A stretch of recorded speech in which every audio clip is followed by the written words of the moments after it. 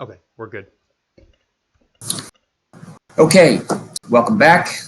Gavin and I are here to discuss chapters 8 and 9 in Wrangham's book, The Goodness Paradox, a strange relationship between virtue and violence in human evolution. And just to remind you, today we'll cover chapters 8 and 9. Then we basically have, after this week, just a couple more weeks, 2 more weeks. 2 more weeks. All right, we've got where next week we'll cover chapters 10 and 11.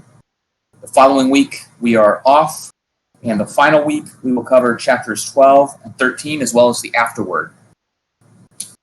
I understand you will shortly be receiving a Moodle message from Gavin, who has reminded you sort of about the expectations and requirements regarding the discussion questions and responses to discussion questions, as well as reaction papers.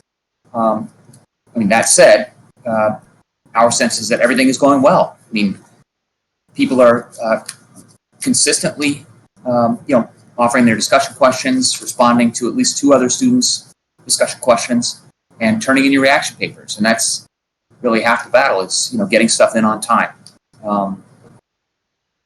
So in addition to viewing our discussion here, as usual, we'll ask you to watch a couple of ancillary discussions or lectures. And in this case, for this week, we're asking you to view 2 things, to watch 2 things. First is a TED Talk on altruism and cooperation from a comparative psychological perspective, that is, across species. This is a talk by Amanda Ridley. It's a short talk, just about 12 minutes. And we're also asking you to check out a talk. Is it a talk? Is this a talk by David Livingstone? It's actually David Livingstone Smith on dehumanization. Now, is that a TED Talk, Gavin? Yes. Okay. I think so, at least. I think you're right. Or it might just be a brief lecture he gave. It's a short one. It's under 15 minutes. So we're asking you to check out these 2 ancillary talks. As usual, we select these talks on the basis of what we think is likely to be useful as you guys work through the books and listen to the discussions. And we have a few others lined up for the next couple of weeks. But in the meantime, we will shift over to talking about Chapter 8, which is titled Capital Punishment. And then we will thereafter move to talking about Chapter 9, which is titled What Domestication Did. Okay?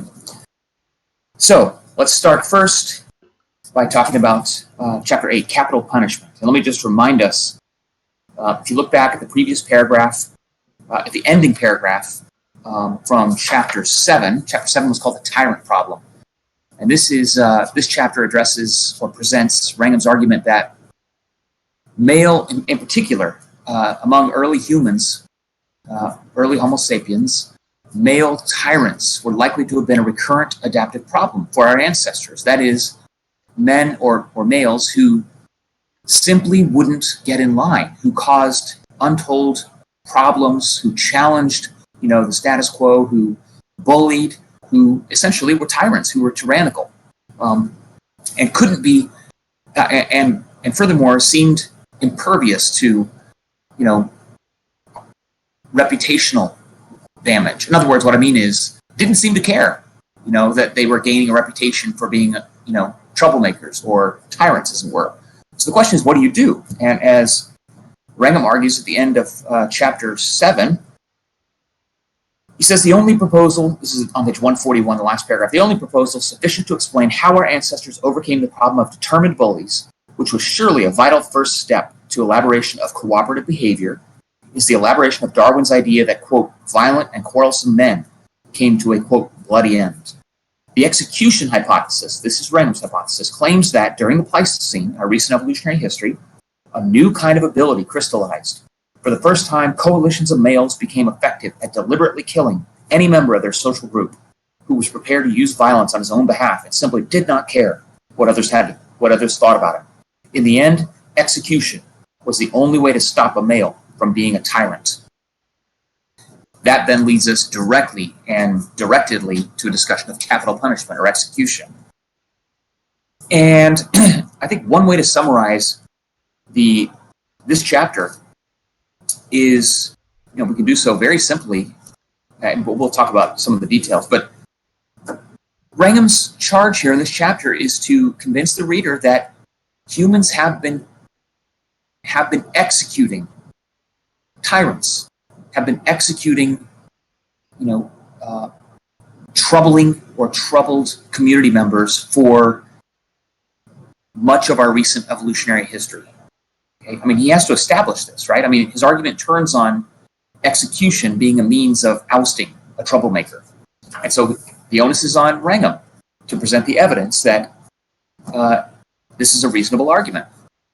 And that's exactly what he does. He begins with a story of an execution of a 16-year-old in 1820, and he takes you through some of the history of executions, okay, which indeed there's very good evidence have been cross-culturally inflicted and cross-historically inflicted.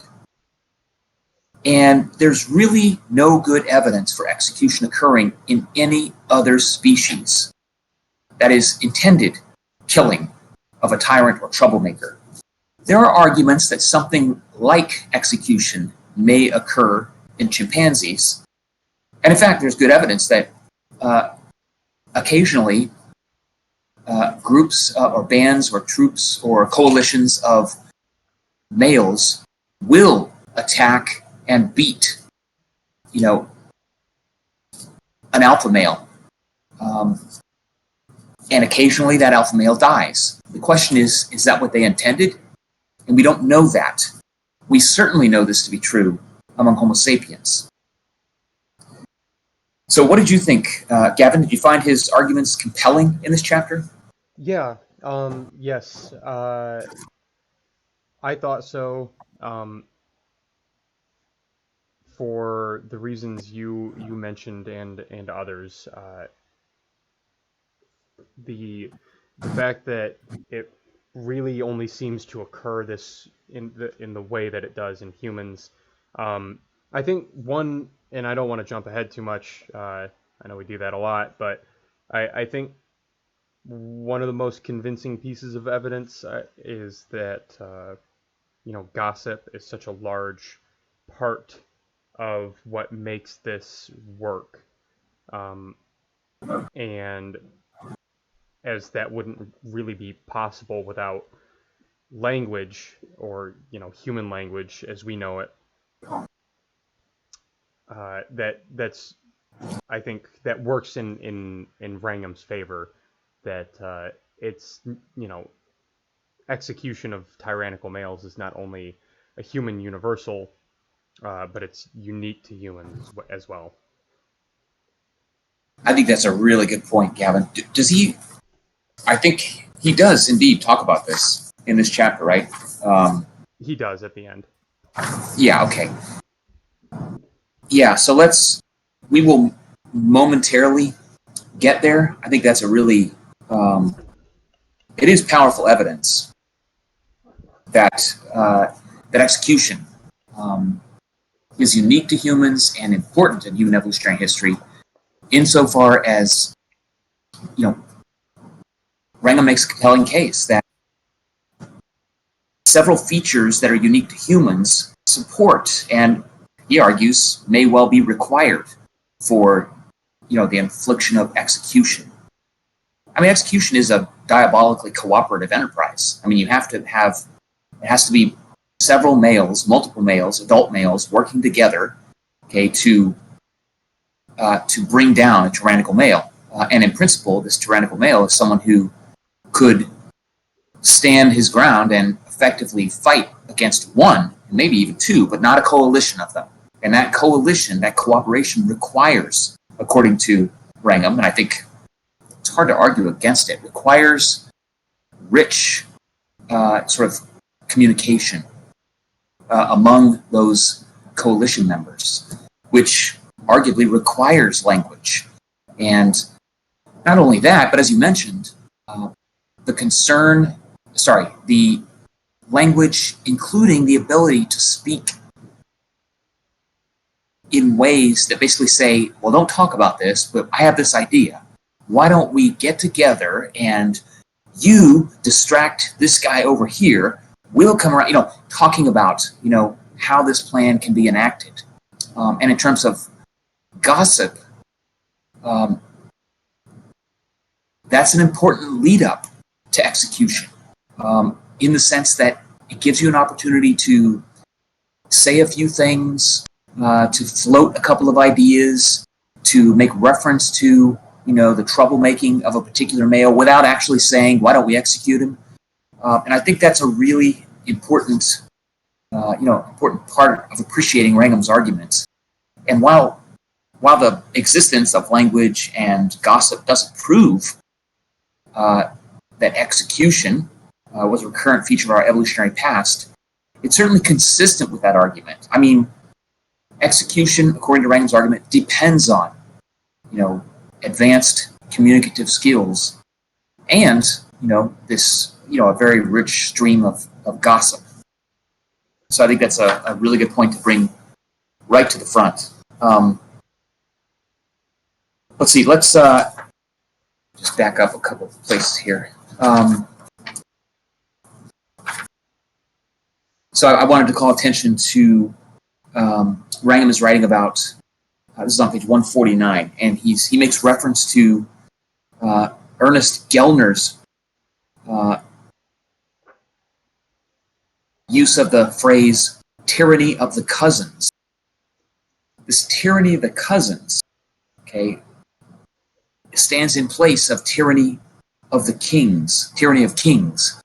It's cousins because over our evolutionary past, kings are a very recent, sort of evolutionarily novel feature of our socio-political environments.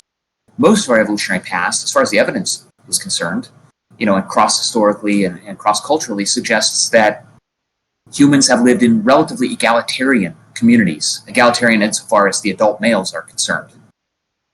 So, according to Wrangham's hypothesis, it's the potential for a band or a coalition of adult males banding together to oust a troublemaker. That's the selection pressure, not the risk of being, targeted by a single all-powerful alpha male. Okay, as is more typical in chimpanzees, for example, or as is more typical in dictatorships. Okay, what it requires, what the execution hypothesis turns on, is this building of coalitions of non-alpha males working together to execute and thereby get rid of a single tyrannical male. So Gellner refers to this as, as Wrangham says on page 149, cousins in the context of a small-scale society is a metaphor for the group of adults whose decisions held sway. Their power was absolute. If you did not conform to their dictates, you were in danger. It's the tyranny of the cousins rather than the tyranny of kings, okay, that provided a selection pressure in the form of execution for the evolution of for the evolution of lowered reactive aggression and therefore greater docility and therefore domestication in humans. And ultimately, just to jump ahead a tiny bit further, the evolution of morality in humans, according to Wrangham's arguments. Yeah, I think at least some aspects of morality, and I think one of the interesting pieces of evidence that he presents in this chapter is the weird sort of humility that takes place in a lot of these in modern or currently existing egalitarian societies, and he uses a few anecdotes, but ultimately he is sort of trying to explain that in many of these traditional societies where you have these bands of cousins or these groups of egalitarian men, or men who really have no hierarchy or authority over one another, it's extremely taboo or it's a violation of that society's moral codes to boast about a kill made during hunting or to brag or have any sort of air of superiority or undue confidence in oneself or Right. one's accomplishments. And I think that's an interesting aspect of the execution hypothesis because what he's basically arguing with these anecdotes is that the selection pressure to eliminate uh, aggressive, tyrannical males who aren't afraid to throw their weight around. The selection pressure is so great that they even keep people's attitudes in check, basically. That's right. So, Yeah, that's exactly it. And as you were talking, it reminded me that, I mean, Wrangham addresses this issue of, well, wait a second, how, you're talking about, I mean, has execution occurred frequently enough that it could have served as a selection pressure? And it's an interesting question, and he does address this head on. Now, I don't know that he solves it, but I think he provides a reasonable argument. I mean, an event doesn't have to be extraordinarily frequent for it to have a selective impact on the evolution of adaptations. And part of the selective impact turns on how severe the selection pressure is. Now, something like execution is a severe selection pressure. I mean, it's utterly extracting the individual once and forever from contributing built that individual to future generations. So it's a selection pressure that is, it's the selection pressure of death. And there may be no greater selection pressure than death. And so one argument is that it may not need to occur extraordinarily frequently to nevertheless have an important selective effect on human psychology. right. He talks a little bit about this on page 160. This is in the middle of page 160. Let's see. Part of the issue is that, at the beginning of page 160, we've got a lot of time to work with as well. So he says, as we've seen, the process of self-domestication could have begun at least 300,000 years ago. 300,000 years is equivalent to about 12,000 generations. The domestication syndrome apparently intensified in the later times. The number of generations is considerably greater than the number for any mammals to become domesticated, he wants you to keep in mind, such as the roughly 15,000-year evolution of dogs from wolves. Now, we've got 300,000 generations to work with here. 300,000 years to work with. The average generation time for a wolf is between 4 and 5 years, suggesting that dogs have been separated from wolves by fewer than 4,000 generations. Now, again, in contrast, we have something close to 12,000 generations for domestication to occur in humans. Even faster, Wrangham reminds us, is the 80-year evolution of domesticated mink from wild mink.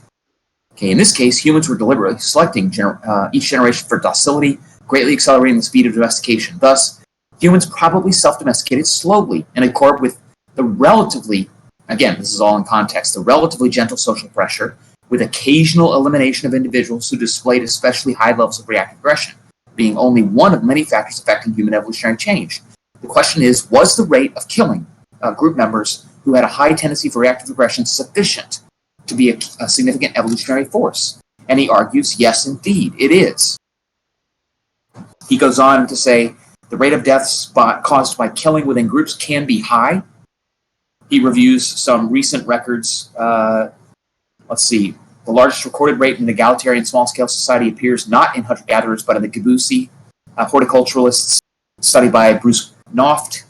Within-group killings among the Gabusi serve to solve conflicts and maintain social cohesion. Let's see. Noft collected data on 394 deaths during a 42-year span from 1940 to 1982. He found that the killing of one in 4 men, that's nearly one quarter, 24.4%, and of almost 1 in 6 women, about 15%, resulted from accusations of sorcery. Okay, there was no difference in the execution rate for young, unmarried, and married men. Such a high death rate would could clearly have rapid selective effects. Okay, so he's building his case that one need not expect a tremendous rate of execution for execution to have a selective impact on human psychology and, for that matter, human biology. Yeah, and I think he makes a good case for that just in the time frame. I mean, the time frame in combination with how severe the selection pressure of death is, I think Yeah. makes a pretty strong case. And it's not, the execution, though not rampant in all of these societies, is not uh, unheard of either, and it's not horribly scarce most of the Right, time. right. And certainly 300,000 years, 12,000 generations gives us arguably plenty of time. When you look at the evolution of dogs from wolves, I mean, that required much less time than we have available for humans. And indeed, if you look at minks or foxes, I mean, you can get the evolution of domestication. You get domestication occurring in far less time than we have available for the domestication of humans. And therefore, the time available for execution to have the kind of selective effect that Wrangham's arguing. Okay, so I want to point out near the end of the chapter, I really, really appreciated his reference to plotting. At the beginning of 166, page 166, he says, leading into this idea of plotting. Okay, he says, we have no evidence that chimpanzees or any other human can decide in advance. We have no evidence that chimpanzees or any other non-human, and this is really important, can decide in advance how, when, and where to kill a member of their own social community. Okay, without language, the task seems impossible. I therefore infer that the vital human novelty that propelled the origin of a new kind of political system was plotting. Okay, the ability to plot together rather than the ability to make weapons surely determined when the change occurred in the balance of power between the classic alpha male type and the new coalition of subordinates. There's something crucial about the ability to plot, to plan in advance in a coordinated fashion, in this case, to kill a tyrant. Right, because what chimpanzees seem to be doing is sort of spontaneous, a group getting riled up, and even then, as you mentioned earlier, it's not really clear that they're specifically intending to kill this individual. Not to mention the evidence that Wrangham has presented in previous chapters that chimpanzees don't really have the ability to gossip, and they don't seem to have a mind for what other individuals think of them. So, right, exactly. Okay, so coming up towards the end of this chapter, he closes this chapter by noting that the development of increasingly skilled language thus provides the best basis for the ultimate explanation of human domestication. As we will see in the next chapter, the consequences went far beyond a mere loss of reactive aggression. So this chapter, chapter 9, seems to be a chapter designed to tie up loose ends. What other sorts of effects, changes, traits, behaviors might we expect to have been produced by domestication, and specifically in humans? So he says at the beginning of chapter 9, he says, in this chapter, I want to go deeper into the argument for self-domestication to see how far we can distinguish it from alternative hypotheses for our low aggressiveness. He notes that two have been proposed that are worth considering in detail. One is that low reactive aggression was a feature of our ancestors much further into the deep past than 300,000 years ago. And so therefore, there may be nothing to explain that's peculiar to humans. Another hypothesis is that low aggression has not been directly selected, but is instead a byproduct of selection for another trait, such as increased self-control. So part of what he's doing here is trying to clear the path of potential alternative explanations for the evolution, for relatively low reactive aggression. Okay, alternative to domestication. One is we've always been, that is, hominids have always been low in reactive aggression. There's nothing peculiar about humans. And if that were true, well, then there's nothing to explain about why Homo sapiens have low reactive aggression. And therefore, we don't need the domestication syndrome. The other possibility is what Wrangham argues. The other possibility for our low reactive aggression is that it's simply a byproduct of selection for something else. Okay, and this, he suggests, for example, increased self-control. And if that were true, once again, you don't need the domestication syndrome. You don't need reference to domestication. And therefore, you wouldn't need reference to execution as a means of decreasing as a means of selecting for low reactive aggression. Does that make sense? Yeah.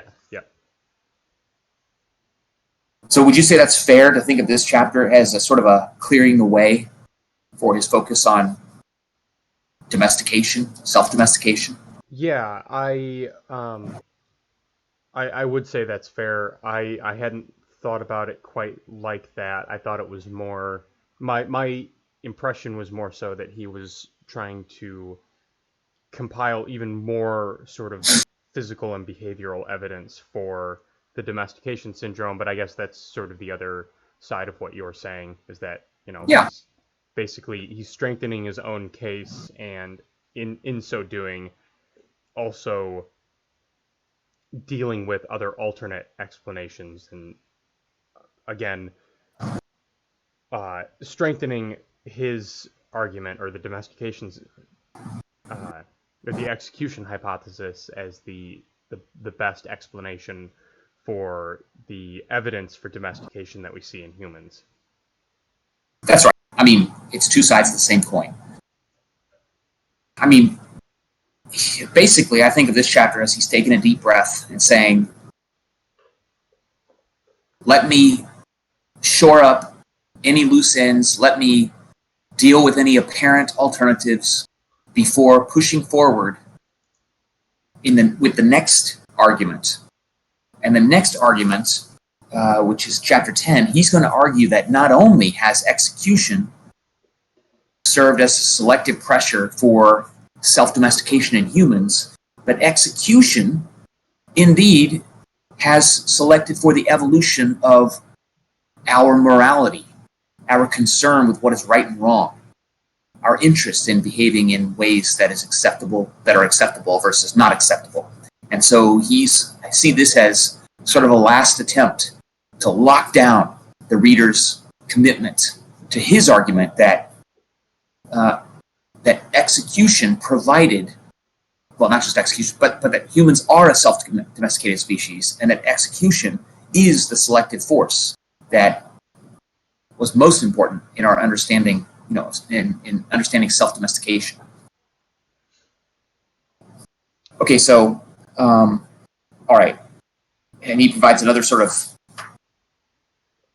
couple sentence summary on page 171. He says, so there are at least, it's the last paragraph, so there are at least two other explanations for the reduction of our emotional reactivity, our low reactive aggression. It happened too early for us to study it, or it was an incidental result of selection for other cognitive abilities. Either way, the more completely we can probe the self-domestication hypothesis, the better.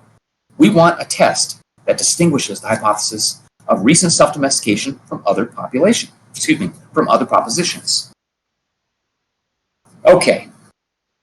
This, then, he goes on to present several minor, but each one of which build a more powerful argument for self-domestication in humans. He makes reference to pedomorphism, noting that for a trait to be recognized as pedomorphic, the species in question has to be compared with its ancestor. A trait is pedomorphic if it is found in juveniles of an ancestral species and is retained into a later stage of a descendant species. And he notes that dogs, for example, display a variety of so-called pedomorphic features with reference to wolves. So they have shorter snouts, they have smaller smaller canines, smaller teeth. The sex differences are smaller between male and female dogs when compared to male. And this is what you typically do see in the domestication syndrome. In humans, what we have is sort of a stand-in for our wild ancestor. And that stand-in, I think he makes a reasonable case, is Homo neanderthalis, or Homo sapiens neanderthalis. That is, Neanderthals, or Neanderthals. And he presents the case, which he's alluded to before, that modern Homo sapiens display many of the features of a domesticated species. When you compare those features with the features as displayed in Neanderthals.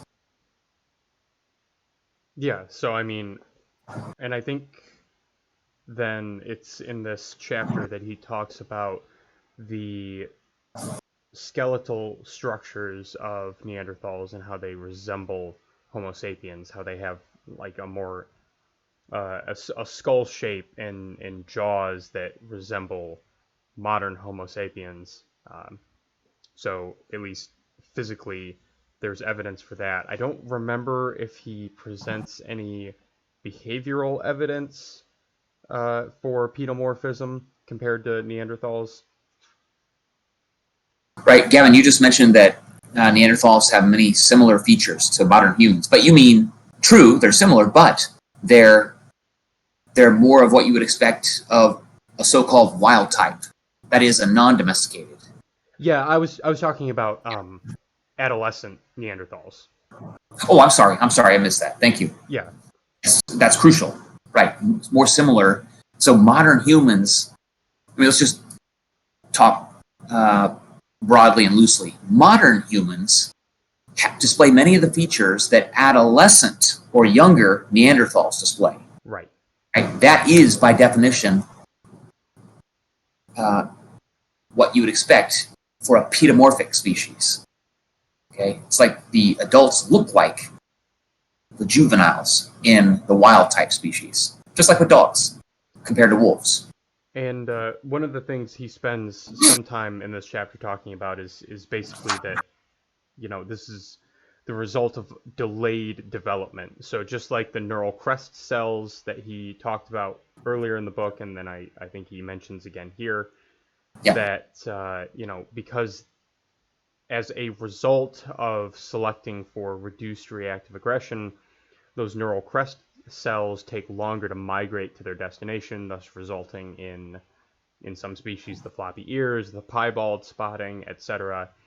There's also the pedomorphism, so the longer developmental period compared to wild types or more reactively aggressive types results in not only these pedomorphic physical attributes, but also, it seems, pedomorphic behavioral traits as well. And like I said, I can't remember what evidence he presents for humans, but he does talk about bonobos and their pedomorphic behavior. They're engaging in more types of play than chimpanzees. Similar story with dogs having more pedomorphic behaviors compared to wolves, with I think the whimpering and I think their like playing behavior as well. And then also homosexuality he talks about, which I thought was really interesting as Yes. being a pedomorphic behavioral trait in chimpanzees, but that seems to have been retained into adult bonobos. That's right. And he uses that as an example, as consistent with the argument that humans have been self-domesticated, because homosexual behavior is much more common in humans. Or the argument is, it may be as common as it is because it is a byproduct of self-domestication, a byproduct of the domestication of humans relative to our ancestral wild type. Very interesting argument. Probably controversial, and I think he does a good job of heading that off, making the case that, he explicitly notes this has absolutely no bearing on whether homosexuality is, good or bad.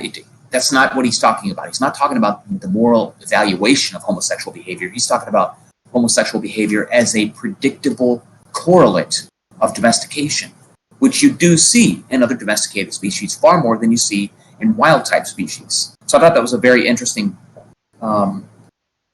argument as well. A couple things I want to note in this chapter. Two places in particular. Page 186. I want to call everyone's attention to this brief paragraph at the top of page 186. He says, or just the top third anyways, he says, the more globular brain of Homo sapiens indicates that their cognition was somehow different, okay, from that of Neanderthals. That might be strong wording, but suggests that their cognition may be somehow different from that of Neanderthals. But the difference need not have been a matter of intelligence.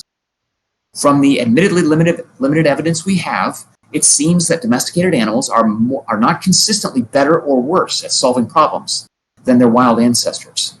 But when they congregate socially, they have fewer aggressive interactions. This is crucial. We should expect a similar balance between Homo sapiens and Neanderthals. There is an additional reason in support of the idea that Neanderthals were less effective at cooperating. Domesticated animals are consistently better at certain kinds of cooperation than their wild ancestors. So he's leading us into the fact that humans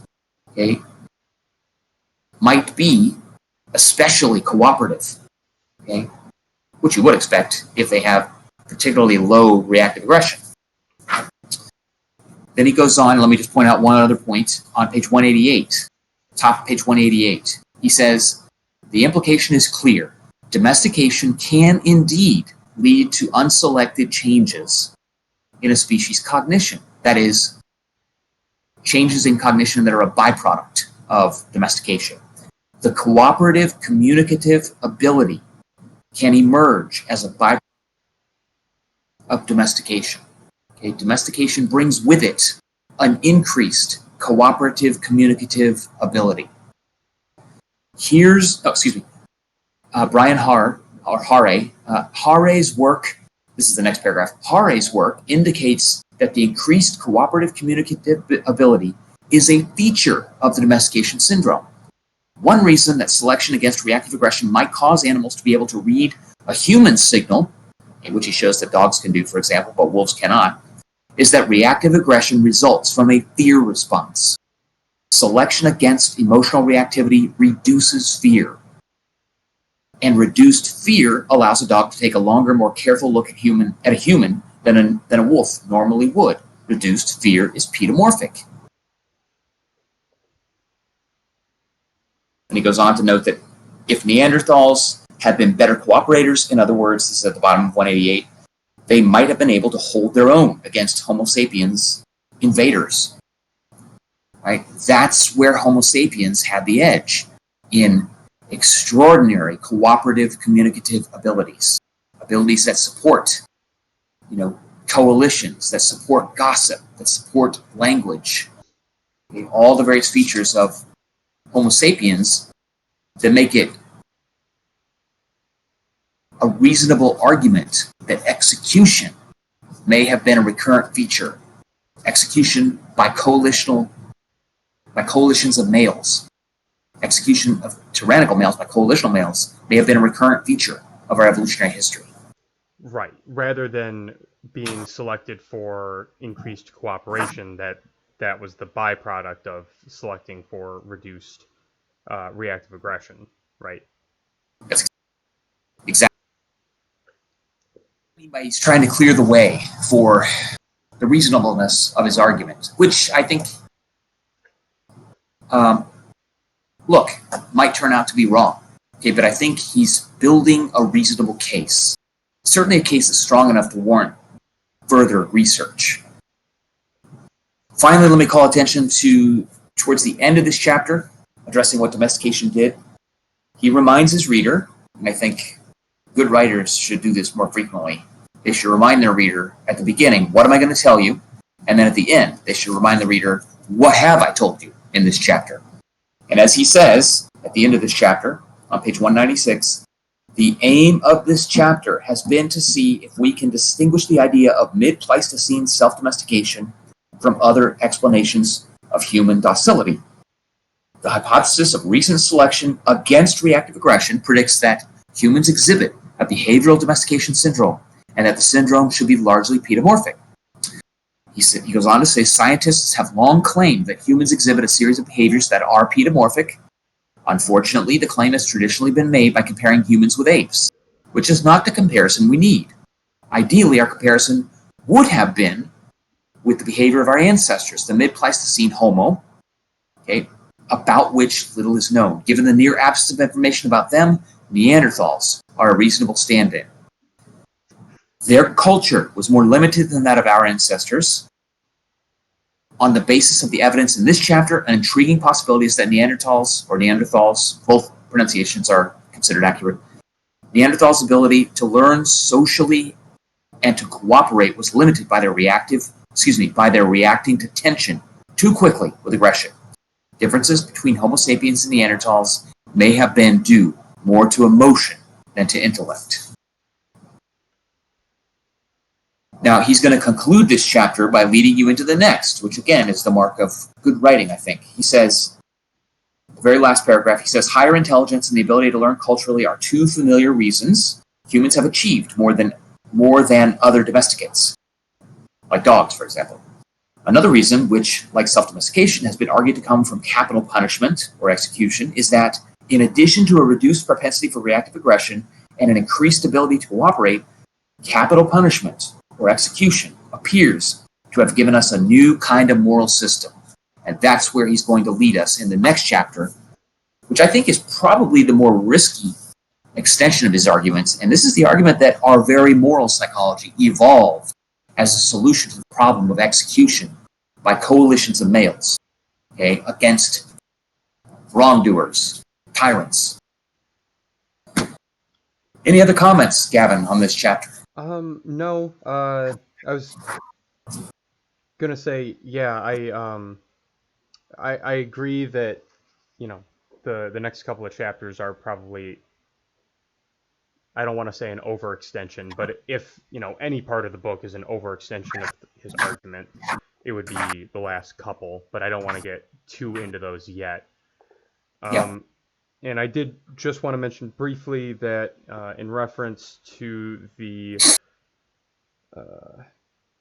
differences in that third to last paragraph on 197, his reference to the differences between Homo sapiens and Neanderthals being more to emotion than intellect, he does review on page. God, now I don't know where it is. Earlier in the chapter, he talks about he basically presents cognitive neural evidence for reduced reactive aggression on page 176 and 177, talking about the HPA and SAM axis, which I believe he presents as further evidence, yes, of pedomorphism in He does. In neural, like human neurobiology. So again, these adrenal glands and even the reduced amount of prenatal exposure to testosterone also, which can be observed in sex differences in finger length. He talks about being less pronounced and more pedomorphic in humans than in Neanderthals. That's right. And I'm glad you called attention to that, because that's yet another line of evidence consistent with his arguments. A line of evidence that depends on different methodology, different physiological features. Again, part of a larger puzzle that he's attempting to put together here. Between, you've got behavior, you've got brain anatomy, you've got neural development, you have cross-species comparisons, you have all of this, varied evidence, which is rather consistent with his broad argument that humans are self-domesticated, and certainly doesn't discount or doesn't rule out the possibility that humans are self-domesticated as a consequence of a history of execution of tyrannical males by coalitions of rule-following males, basically. Right. But yeah, excellent. All right. Yeah, that's all I've got. So. Okay. So next time what we'll do is we'll pick up, I would say, I don't think it's an overextension.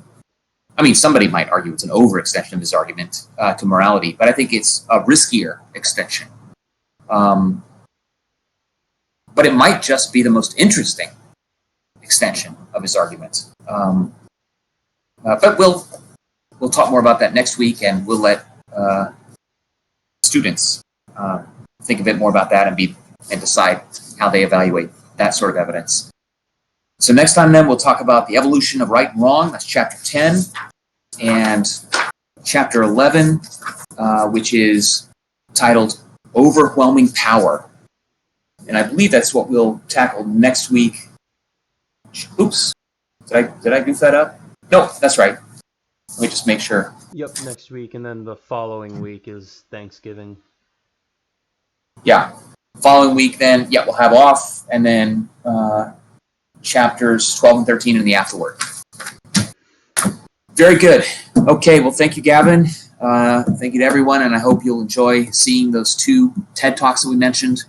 I think it'll help bring to life, various features of some of the information that you've learned in this chapter and in previous chapters, and also I think in several cases will actually help prepare you for what you will read in the coming chapters. Very good. Thank you. Yep.